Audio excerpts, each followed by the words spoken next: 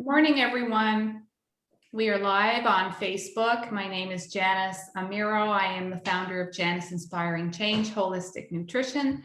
And today is another day, another Thursday, where I am interviewing another exciting guest. I have Katharina Reed here with me today. Hi, Katharina.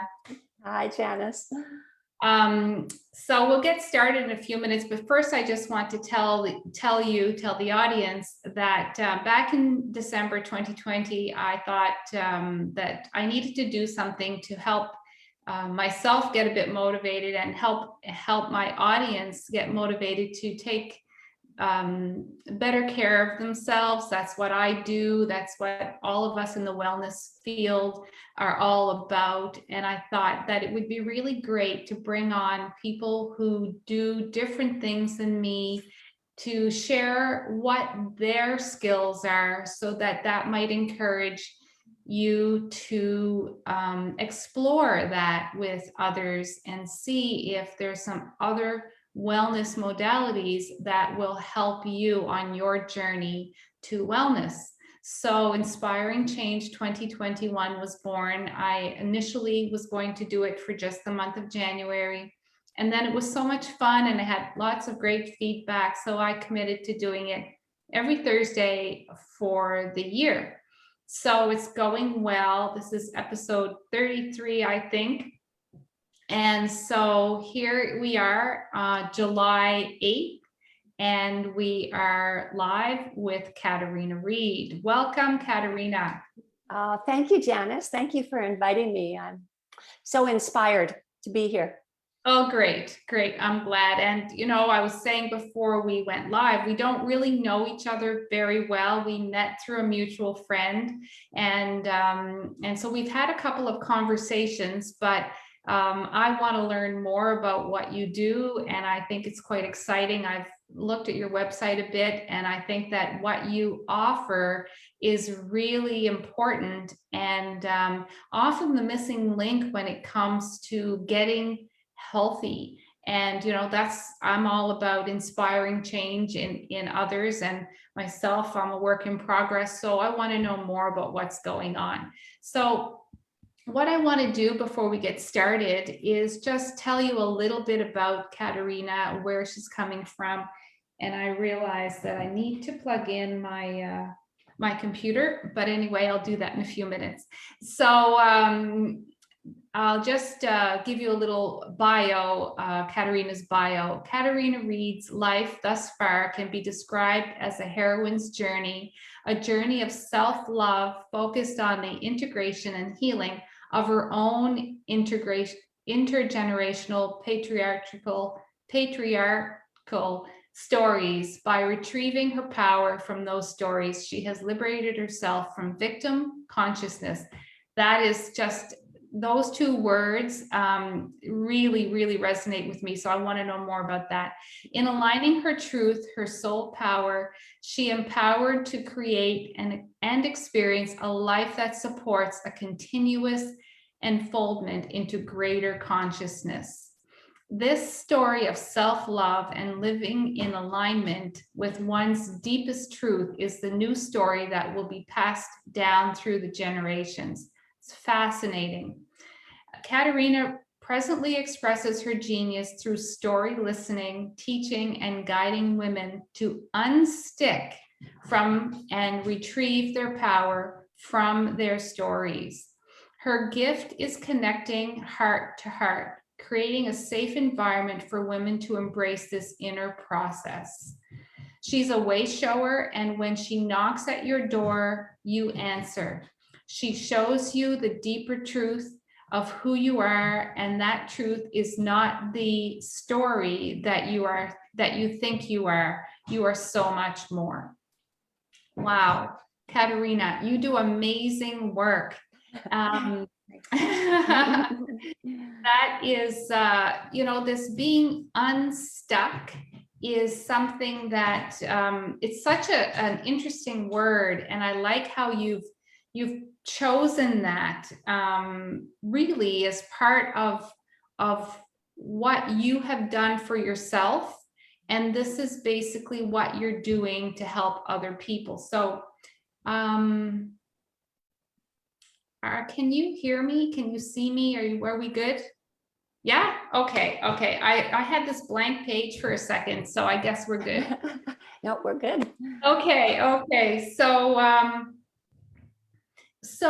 and I'm going to connect on our phone in case on my phone in case somebody wants to join in and ask a question. So, but my first question to you is to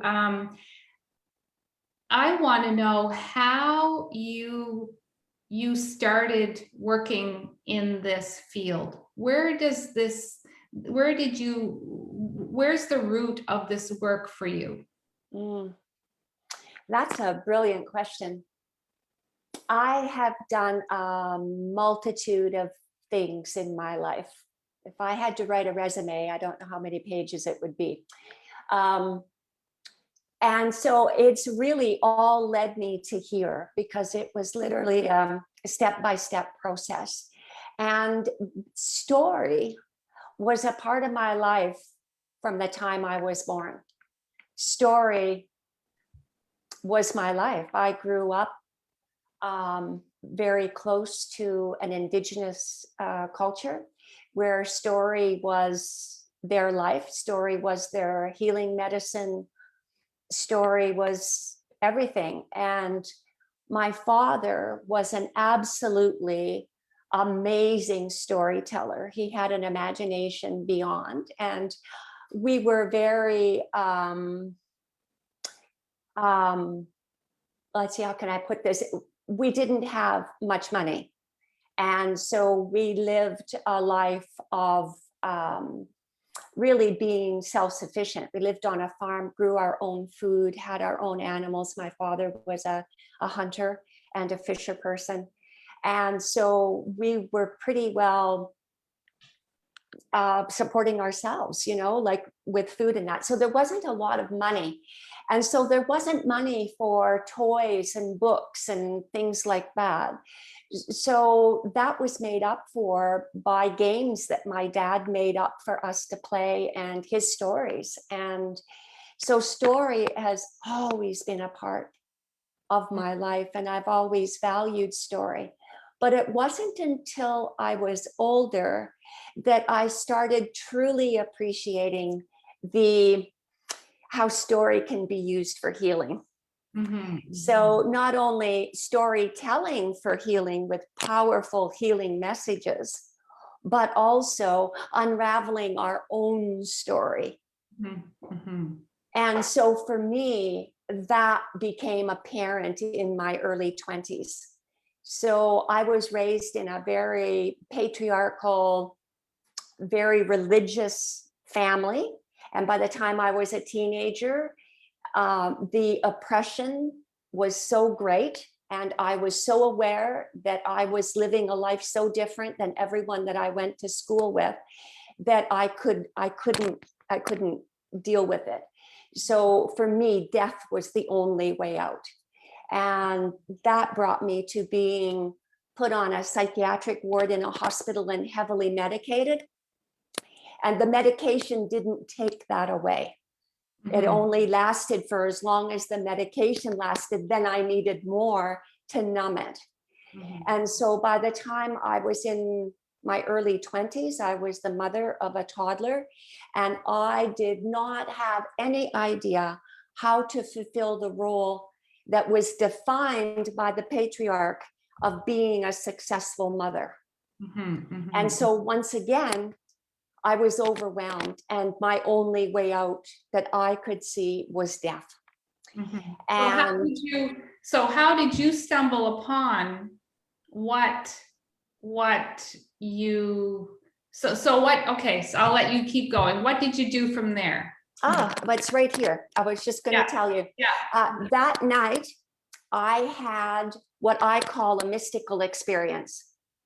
And in that experience, I was shown that my stories, my intergenerational stories that had been passed down through the generations, passed down through the religion that my parents were part of, was the root of my pain. And I was shown that I could unstick from them. Mm-hmm. And I was given the first step in the process. And I was also told that I could unstick my daughter and future generations. Mm-hmm. And I was also told that night, which is probably the most important part for me and my journey, was that I would be guided every step of the way. Wow. And so that night, instead of jumping, I chose to step on the path of unsticking from my story. Wow. And from that day on, that has been what my life has been. And everything I learned about story in my childhood served that path. Sure. Yeah. So that was a necessary part of my journey, because it continues to serve my path, everything that I learned about story. And so that's what it's been. It's been a story of unsticking. And to this day, I can honestly say that I have been guided every step of the way. Wow. There's not been one step that has been unguided. It's been guided just as promised. Mm-hmm. So Katharina, if and I do have to get my plug for my computer. So the word unsticking, for anybody who's listening, could you find a word? Would you say that unsticking from story, could that be said as, letting go of limiting beliefs? Could that be the same kind of phrase for people who really have never heard of unsticking from story or just story? Could you say that? Yes, because beliefs are a part of story. Every story that we have a belief. Right. Like, right. For instance, if I looked into the mirror and I saw myself as this big, huge person in the mirror, my belief would be, oh, I am a really big person. Yeah. That's a belief. And then there would be emotions attached to that. I might feel shame, thinking, oh my God, I'm not caring for myself well enough. I might feel guilty when I eat food. Mm-hmm. Mm-hmm. So with story, there's always belief and emotions attached. And Mm-hmm. the emotions are the key. Mm-hmm. If releasing from the emotions, because it's the emotions that keep us attached to our stories. Right, right. So when you started on that night where you were shown your path, basically guided path, what did the next, let's say, year look like for you?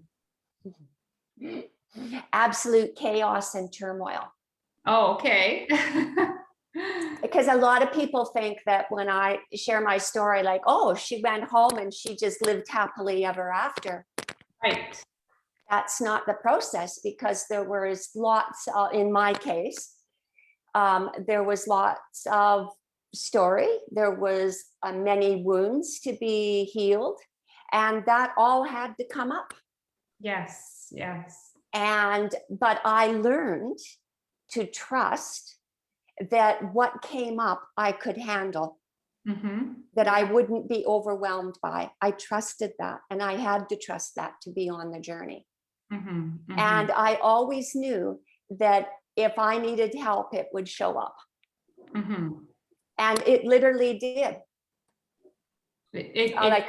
It just always showed up. It was always there. And I learned to trust that. It came through complete strangers. It came on billboard signs. It came, I'd go into a bookstore and a book would literally fall off a shelf.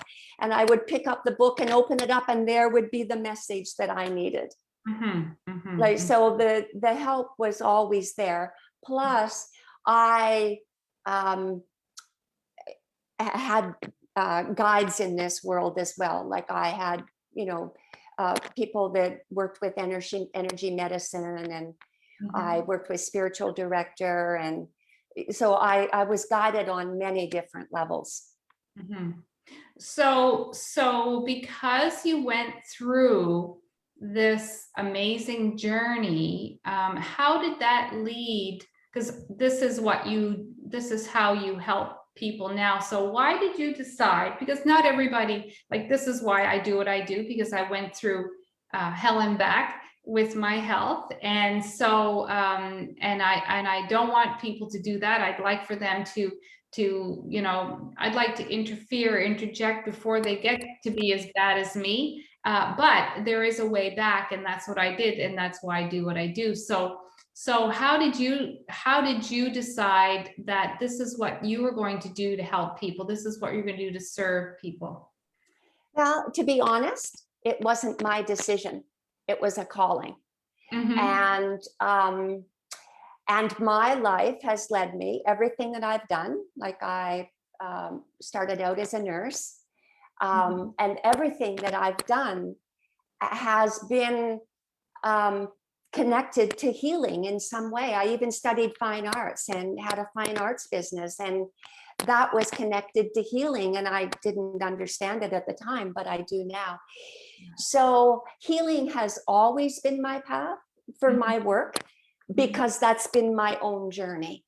So what brought me to this was in 2016, I had from 2013 or 2003 to 2016, I had a birth practice where I was a birth doula and a birth educator. And I attended hundreds upon hundreds of births and supported so many couples in preparing for their birth. And in 2014, I supported one of my previous birth clients through her death process. She had been diagnosed with cancer, and we spent 9 months together in process. And that was life-changing event for me, because when I went back to my birth work, I couldn't approach birth in the same way that I had before. I had been guided and been given the tools to approach birth in a very different way. And those 2 years were a steep learning curve. I learned so much. And in 2016, I just knew that my time in serving the birth community, the physical birth community, birthing babies, growing families, had come to an end. Mm-hmm. And so then I made the decision to close my birth practice. My husband was away. I made the decision. I never told anybody except one friend. Mm-hmm. And a couple of days later, my daughter, who was living in Australia, contacted me, and she said, "Mom," she said, "remember, you promised me that when I had a baby, you would come and spend 3 months with me." She said, "Well, I'm giving you lots of notice." She said, "I'm pregnant." Mm-hmm. And I just, in that moment, I knew that I was going to be in Australia for longer than 3 months. And I didn't say anything to her. Mm-hmm. And so then it came to be, you know, I was going to Australia for a year. Mm-hmm. And then I applied for a visa, and lo and behold, I was given a 3-year visa without even asking. Mm-hmm. Mm-hmm. And so it was like, okay, I'm going to Australia for 3 years because I'm supporting my daughter for 3 years. It was the most incredible journey of my life, because it was our healing process of those intergenerational stories. And my granddaughter, I was present at the birth. My granddaughter was the first female in my family to be born knowing that she was enough. Right, right. And that was the healing.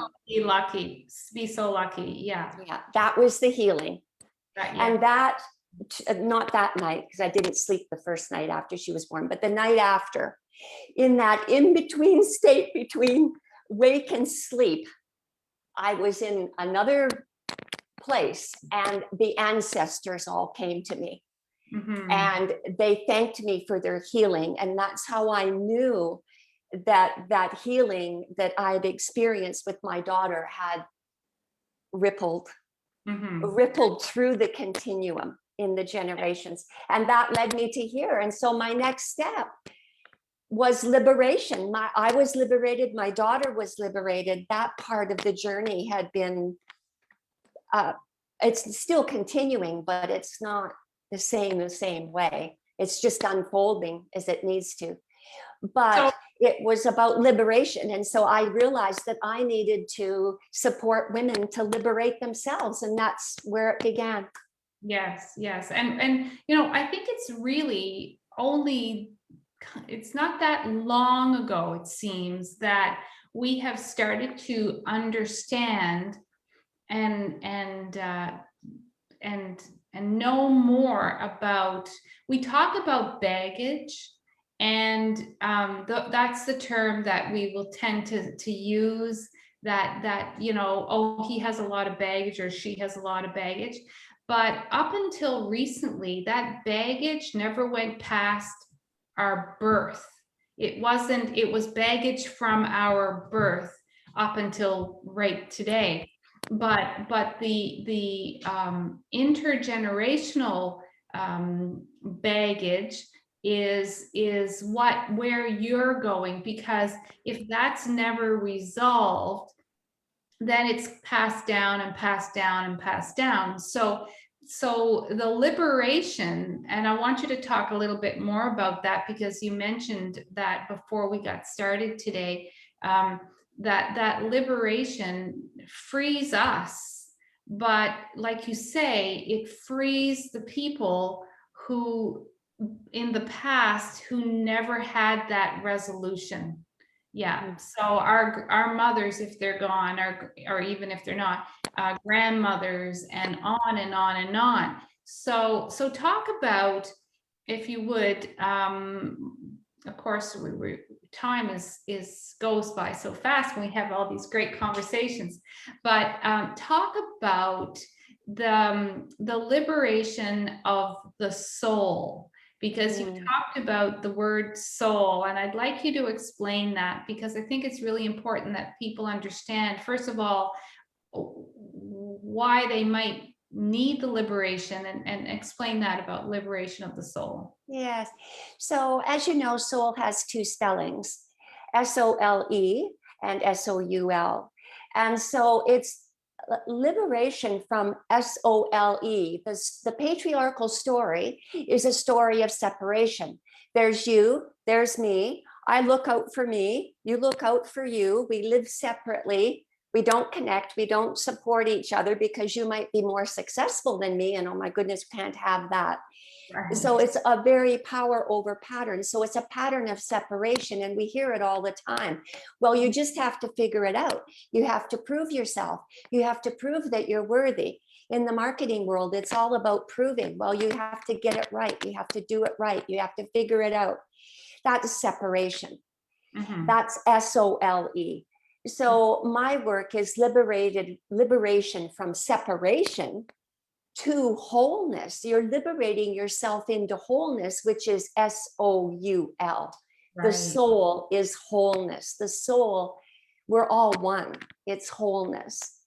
And so that's my mission. And it's just, you're so right. Like, we liberate ourselves. Our first priority is to liberate ourselves. We cannot support another's liberation until we've liberated ourselves. And what happens is that when we step on that journey of liberation, the women that I attract into my life, we rise together, because I may support them to liberate themselves, but they're also supporting me to liberate myself more. Yeah. And so we raise together, we rise, we raise up, we rise together. And the more of us that liberate ourselves, the more women are able to liberate themselves. It's exponential. It just keeps expanding. Yes. And then it's almost like you say, it's a ripple effect. Yes. Yeah. And it ripples through time, back and forward. Yeah. I want to ask you to talk, in your bio, you talk about liberating yourself from victim consciousness. Mm. Can you talk a little bit about that? Well, victim consciousness is what we live in the patriarch. It's the ego. It's the shadow. Mhm. It's the victim consciousness is all about me. How is it going to work for me? How is that going to serve me? It's a victim consciousness. When we live in a place of powerlessness. Mhm. And we want somebody to come and save us. It's all through many religions that you become saved. You do what the religion requires you to do, and you will be saved. Mhm. I'm not saying there's anything wrong with that. If people believe that, that's fine. But that is victim consciousness, the idea that we have to be saved from something. Right. So we live that out. We see it all around us. We see it every day. What we're experiencing right now, this extreme power over pattern, that's victim consciousness, because victim always has to have the power. So, simple example, when we meet someone, what's the first questions we ask? What do you do? What do you do? Right away, it's a power grid. It's like, oh my God, oh, they've got a PhD. Oh my God, I better be careful what I say. Or I don't have anything in common with them. Yes. Or we might think, oh, they only are whatever. Yeah, for sure. And so it's a power. Where are you from? Yeah. Oh, wow. That's where you're from? Oh, I've got that hands down. This is all unconscious. Because we all, in victim consciousness, we want to be in the power over position. We want to be on the pedestal. But didn't we get that from our upbringing? Because if our parents said to people, where are you from? Oh, he's a something, he's very smart, or they put people on pedestals. And so we learn to do the exact same thing. So we're a victim Conditioned. of that. Yeah, we're conditioned. We're Yeah. not victims. We are conditioned. The problem is that we see ourselves victims of it. And that's what we need to unstick from. I see. Yes. So this power over pattern that's being expressed around the globe right now, that's part of the victim consciousness pattern. When we stop believing that the patriarch has power over us, we will free ourselves. Right. That is the unsticking. That is freeing ourselves of victim consciousness. And many people have done it. Viktor Frankl is one of the many people that's well known that did that. That's how he survived the concentration camps. Right.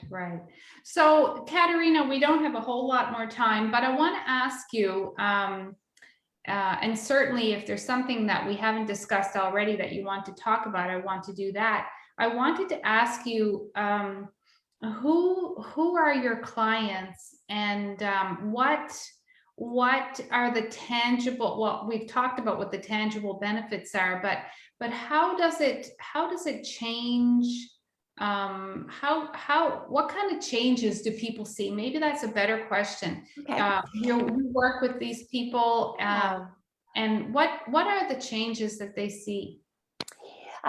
Well, I work with women primarily 35 years plus, because I find women by that stage of their life, of our human development process, they're starting to question life in a way that they haven't before. Maybe their children, if they have children, maybe their children are older, maybe they haven't had children yet and they want to be prepared better to have children.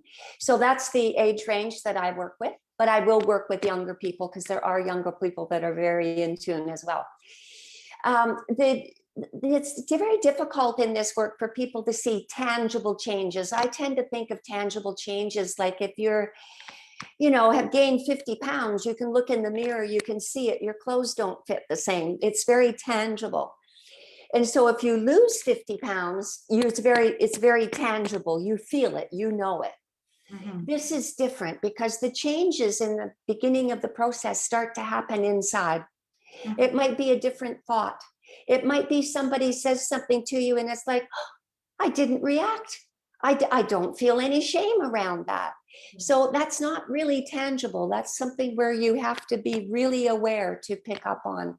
But as the process continues, you notice changes in your physical body. I can look at a picture of myself at 20 years old to today. Today, I stand straight and tall in a completely different posture, because my posture when I was 20 expressed the overwhelm and the heaviness. Yeah. My body is more flexible. I am more flexible now than I was at 20 years old. So, you know, and health issues like digestion issues, gone. Addictions, gone. Because the story of enough is no longer, the story of not being enough is no longer there. Yeah. So there's no need for addiction. We were just talking before about sugar addiction, and that story of not being enough is usually where the root of sugar addiction comes from. Yes, definitely. Yeah, all addiction and sugar addiction, food addiction, yes, all addiction comes from that story of not enough, because we are using sugar. I'll use the example of sugar to fill that space that's created by thinking we're not enough. And so it comforts it, it comforts that pain, it comforts that, the feeling, the emotion. It's and so and then we call it comfort food. Yeah. I just want to say hi to Charlene and Monique. They're both watching. Hi guys, thanks for tuning in. Was there anything you wanted to share with the viewers that we didn't discuss? Because I was asking you about what you know, the benefits are and what people can expect, and it really, some of it is measurable perhaps when it might come to posture, flexibility, and weight loss, but some of it is not measurable. It's different for everyone, and that makes total sense because we're all unique. So is there something you wanted to share that we didn't really get a chance to talk about, Katharina? Yes, I think there's a couple myths that I think are really important to break through to do this work. And one that I really had to face and caused me years of challenge was the story of it's hard. It is hard. It is hard to do this. And that was actually the story of not enough, because if I made it hard, then I was proving that I was enough. Look at me. I am strong enough that I can do this hard work. And so I made it hard for myself. And then when I woke up and realized what I was doing, I was feeding the story of not being enough by making it hard. Then it just flowed and became so much easier. The other one is that it takes a long time. So many people kept saying, well, Rome's not built overnight, so don't expect change quickly. And that is so not true, because time equals our resistance to the healing. If we are resistant, it could take 10, 20, 30, 40 years, maybe a lifetime. If we can recognize the resistance and release it, then it happens very quickly. I have witnessed it happening like that, healing happening like that. Like I have watched people literally, their energy literally shift before my eyes. Like I know that they've had healing because their whole energy just changes. They connected with something and there was no resistance, and the healing just happened. Yeah. That's the power of this work. But when we resist it, it takes time. We slow it down. Sure. Yeah. So when a person, I will ask this last question. When a person, what does working with you look like? Can you share that with us? Yeah. The very first thing I want to say about that is I offer a 30-minute, I call it a virtual coffee chat, and it's complimentary. And so when people aren't sure whether this work is for them or not, we spend 30 minutes together. And at the end of that 30 minutes, they'll know whether the work is for them or not. And they will go away with more self-awareness about themselves. So it has not been a waste of time, because they go away with something to support themselves on their journey. Sure. And then if a person decides that the work is for them, we do 1-hour sessions. And so a session, it's very difficult for me to describe a session because every person is unique. Yes. And every person expresses the not enough story in a different way. There's thousands of faces to that story. And so we focus on how they're expressing it. And there's a 6-step process that I use. And it's the process that I was given, that I was guided through in my own personal journey. So I have complete faith in the process because that it, first of all, it was guided. It wasn't concocted by my imagination. And that it has worked for me and it has worked for so many other people that I trust it implicitly. And so in that process, there's key steps. And first step is awareness. And then we go deeper with the awareness. And then there's the allowing this story to have space where we can gain a deeper understanding of it. And then there's more exploration of the story. And then there's the acceptance that is part of our experience, but it does not define us. It is not our identity. And so there's a great integration process around that. And so that's one of the steps. And then the last step is living it. What will that be like for me to go into the world and to live that? And what steps can I take to practice that? So that's the 6-step process. It's a very powerful process. And once you've learned the process, it applies to all aspects of life. And it does. Yes. Yeah. Yeah. That's really amazing because we can use that no matter what we face. Yes, and we can do it ourselves. And that's what's so empowering because I'm a guide. I'm fortunate. I've been given the gift of healing energy to flow through my body. And so my intention is not to make people dependent on me. It's like, if I'm a healer and I'm a guide, it's in and out. Yes. I guide the process. I teach you how to help yourself. That's what my guides did for me. So that I didn't become reliant on them and had to book a session every 2 weeks for the rest of my life. And instead it became like, oh, a year might pass and it'd be like, I really need some clarity around this. I'm going to call my spiritual director and see where we can go with this. And then I might never ever call them again. There might be something else. So I'm a big believer in not making people dependent. It's all about empowerment. It's about my work. The liberation is about living with autonomy and being sovereign. And that is how we are interdependent. That's how we raise each other up. There's no power over. It's power with. We are empowered together to serve each other.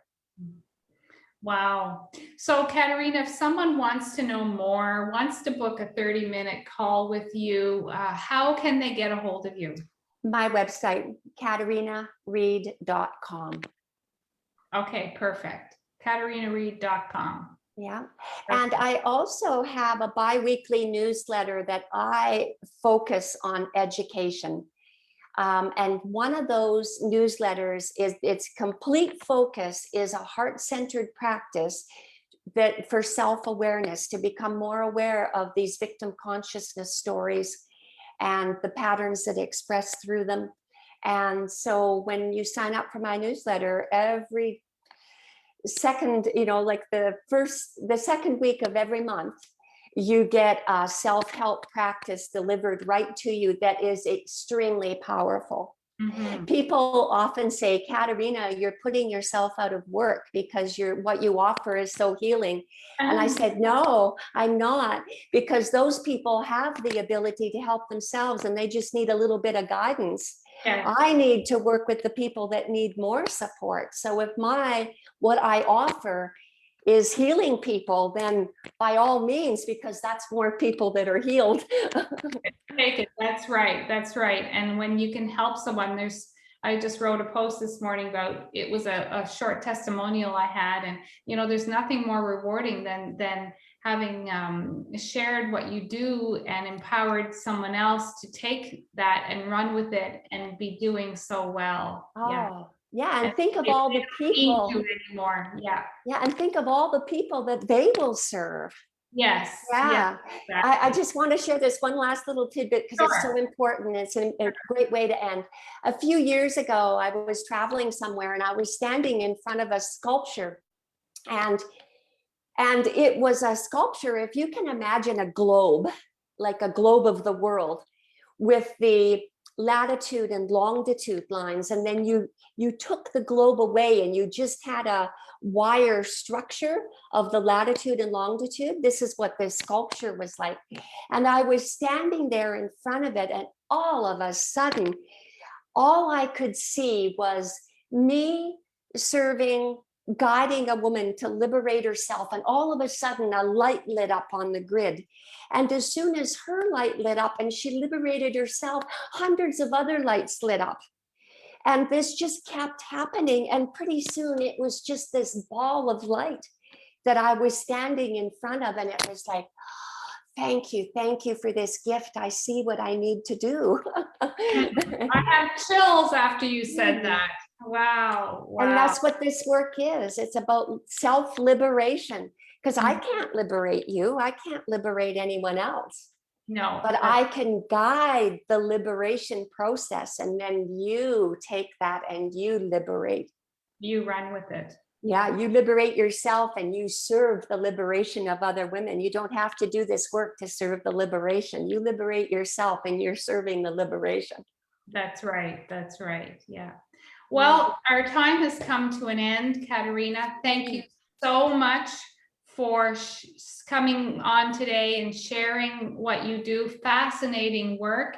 I hope that those listeners who have who kind of had some idea of what this was all about can move forward and maybe make a call with Katharina and have a conversation. And if you hadn't ever heard about this, then and it's something has sparked in you, maybe the light came on, then by all means give Katharina a call and have a conversation and see where that leads to. So thank you so much for joining me today, and I will sign off. My name is Janice Amiro. I am the founder of Janice Inspiring Change Holistic Nutrition.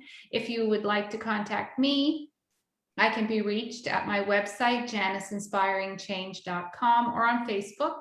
And I will see you next week, and I'll have another exciting guest to have a conversation with. So have a great weekend, everybody, and bye for now. Bye. Bye.